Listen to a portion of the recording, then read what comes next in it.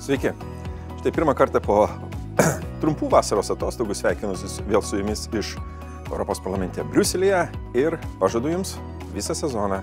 Mes būsime kartu, aš jums teiksiu informaciją, komentarus, lauksiu jūsų pasisakymų, jūsų pasiūlymų ir komentarų. Kągi, kas vyksta šiuo metu Briuselyje ir aplink? Grįžimas po vasaros atostogų, sakyčiau taip, lėtesnis, koridoriai dar netokie yra užpildyti, bet pamažu komitetai pradeda savo veiklą. Kasgi mūsų laukia? Mūsų laukia tai iš tiesų didelė, svarbi procedūra, tai yra klausimai dėl naujųjų Europos komisijos narių.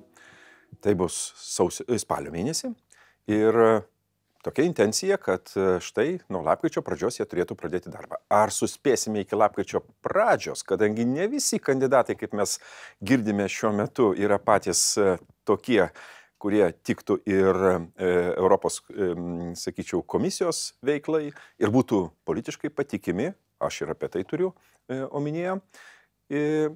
Klausimai bus matyt įdomus, kaip niekada įtempti. Kai kurie kandidatai jau dabar kelia rimtų abejonių. Sveikinu Andrių Kubilių, kuriam pritarė Europos komitetas ir Seimas balsavo. Tik tai apgailestauju, kad toks kompetentingas žmogus sulaukė tik 70 paramos balsų.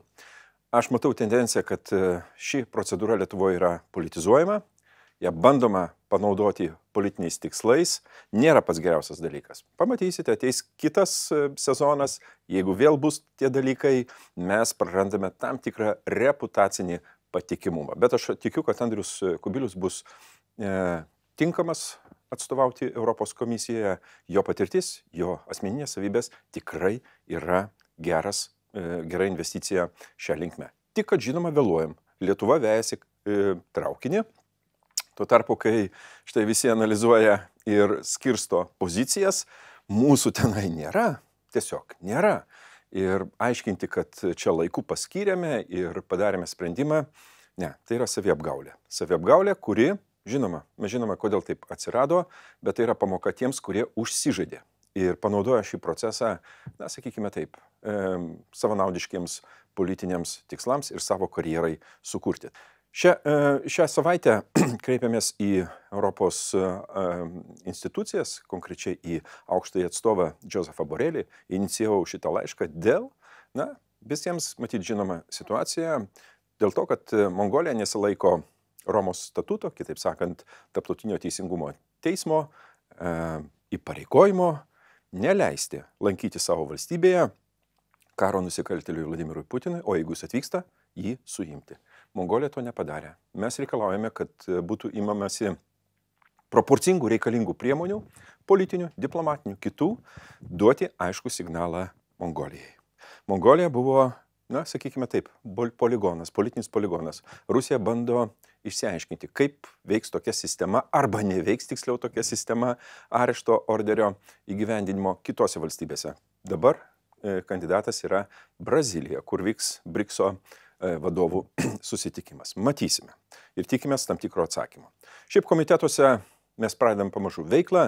Štai Saugumo ir gynybos komitetas turėjo įdomią diskusiją apie, ypač naudingą naujiems nariams, apie ES saugumo ir gynybos politikos sprendimus. Darbas įsibėgėja, greitai girdėsime jau konkrečių sprendimų, konkrečių pasiūlymų ir panašiai. Tikrai netrūks daug diskusijų, bet kaip ir sakiau pradžioje, aš noriu išlaikyti su jumis kontaktą, parašykite man, kokios informacijos norite daugiau, kokios mažiau, ką reikėtų pakeisti, nes aš noriu jūs informuoti atvirai apie pagrindinius dalykus, apie pagrindinius mano darbo ypatumus Europos parlamente. Ir žinoma, tai darysiu pastoviai, reguliariai teiksiu jums informaciją ir tokiu būdu atsiskaitinėsiu savo rinkėjams, kuriems aš ir šiai dienai esu dėkingas už paramą ir pasitikėjimą Europos parlamento rinkimuose. Šį kartą tiek.